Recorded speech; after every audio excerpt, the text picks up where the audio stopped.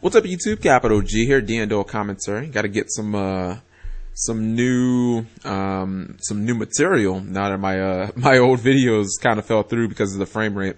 All right, so we have World RF Pro 1472 versus Watch Me Win. I love that name. I love that name. 1306. All right, so we see. I believe he opened with Manju, and then he was just hit with Effect Veiler. So he set a back row and then pass turn. And you see what Watch Me Win did. Obviously, he summoned Winda. There's a Falco that is set. I think, not sure what his graveyard is. Honestly, Royal Decree is not that big of a deal for Shaddolls, especially when you have L Shadow Fusion, and you can basically make it so that Trishula just misses its mark. So he goes for Colossalus. Okay. I actually think Colossalus I actually think Colossalus is a really, really good card against Shaddolls. Like, I think it's fantastic.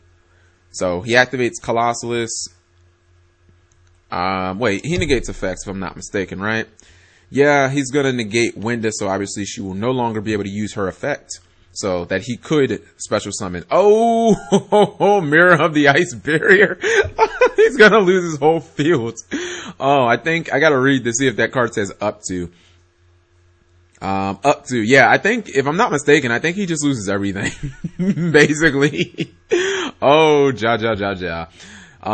Yeah, if you don't know about Mirror of the Ice Barrier, this card is nasty against Nekroz because, well, I think he'll be able to keep one card, assuming that is L Fusion set. I'm pretty sure that Royal Decree is irrelevant. So you see he loses Squamata out of his hand, and oh my god, that card is such like a blowout. And Jeff Jones was talking about it.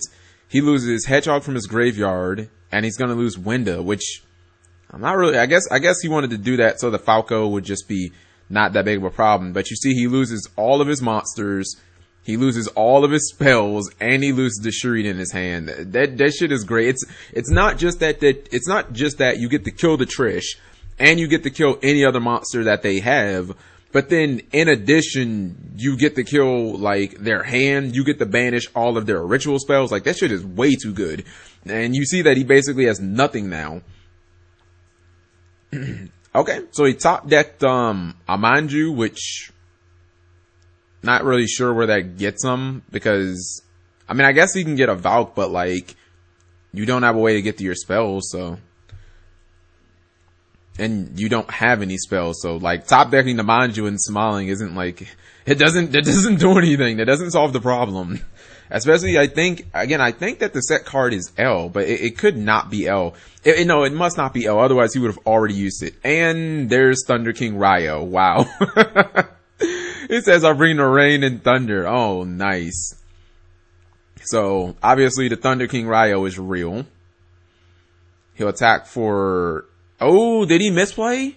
No, wait, okay. Alright, I'm gonna assume that that's not L set. Otherwise, he definitely would have went for game.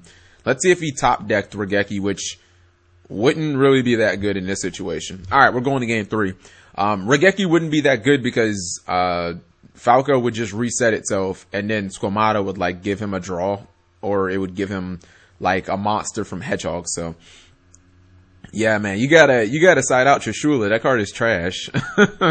When your opponent hits you with that, that ice barrier, what's it called? The ice barrier mirror, man. That shit is way too good. And it's a quick play, so there's no Royal Decreeing around it. Like, I mean, I guess you could Denko it, but it's such a hard card to play around because, like, as a Nekroz player, what are you, like, not gonna summon Trishula? You know damn well you want to summon Trishula, and it's not like you're not gonna activate the effect, but if you do, a lot of times you will lose because the Shadow player will hit you back. Like, the player who uses the Mirror of the Ice Barrier, will just hit you back harder. Like I said, you'll lose your Trishula, you'll lose your Valk or your Colossalus or your Unicorn, whatever other monster you have on the board, you'll lose that too. You'll probably lose your it's 2 cards out of your hand, and if you just spent 1 spell to summon, plus 1, plus what's it called, a Trishula out of your hand, you probably only have about two, maybe 3 cards top. So you lose your entire hand, and then you lose all your ritual spells, because it's not like Nekroz aren't going to keep like 4 ritual spells in their graveyard. Most of the time they have 1 or 2. So like you lose all your ritual spells. It's such a blowout. And, again, it's a difficult card to read, because if you see a random card set, like it's not like it can't be L Fusion or Sinister Shadow Games or Mistake, they're going to flip that shit up like relatively quick, but it could be Shadow Games. It could be Shadow Core. Like it's kind of hard to read. It might even be like impossible. I saw Jeff Jones. He made a good point about, trying to play it in the mirror match, and like in the mirror match, Nekroz mirror match, you can't really play it because it's kind of easier to read. If your opponent keeps a back row card just randomly set, like chances are, if they don't activate it, like, you know, like even with Sure Ride, they will activate it. But if they just keep a back row card like randomly set and don't use it at all, then there is a good chance like it might be Mirror of the Ice Barrier. So like don't summon Trish into that random back row. Otherwise, you see people obviously want to get, like, you don't leave stuff on the field for your opponent to Trish. You know what I mean? So like anytime your opponent is just leaving back row out there, that's like a good indicator that it could be Trishula. So it looks like once again, Thunder King Raioh is just getting it in. I'm going to be real. If Thunder King, like people say like Nekroz still dominate Japan. If Thunder King Raioh was at 3, like Nekroz, I don't think Nekroz would be the best deck, because Thunder King Raioh is way too fucking real.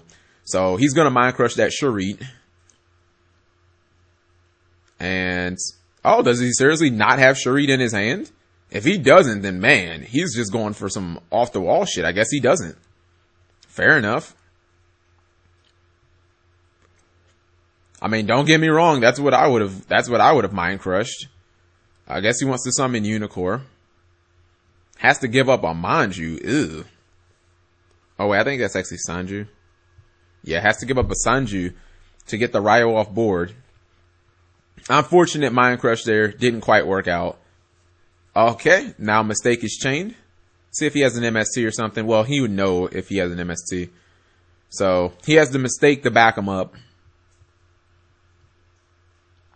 And, I mean, I guess he can go into Castel now, but I mean, if he has like Shadow Fusion, then just prepare your butt cheeks. Cause like, that's gonna be like some prison rape shit. If you go into Castel and he has like Shadow Fusion in his hand, you can be a sad motherfucker. I guess he's going for it. Okay. So, I guess he's gonna go for maybe attempt the Genlock play.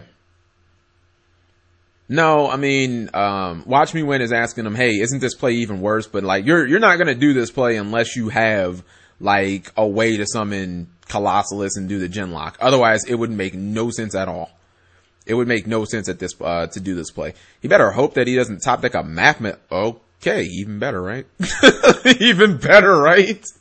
Oh, load.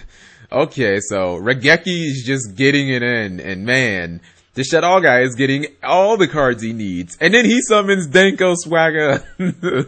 Who knew? Denko's good against, Denko apparently is good against Nekroz.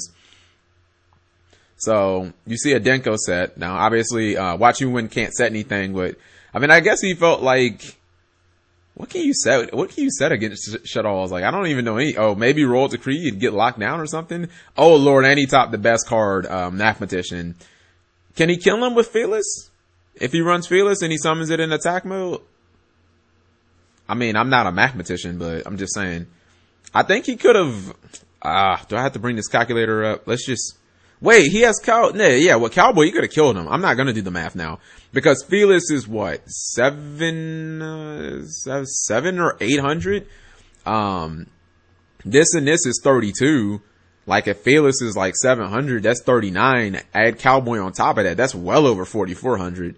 I mean, maybe he doesn't run Cowboy. That's a possibility. I ran Cowboy in Shaddolls. I'm not gonna tell you that it's necessary though, cause it's not. Like if you want to run as like your 3 or 4, exceeds, like if you want to run Abyss Dweller, Castel, and like Exiton Knight and Lavable Chain, like I wouldn't fault you for that, but you know, I personally found the way to get Cowboy in there. And if you don't run the baby dragons, I'm not even sure that you need that many rank 4s. Like, the only one that you definitely need definitively are Abyss Dweller and like Castel. You don't even technically need Exiton, but I mean, I'd still run it.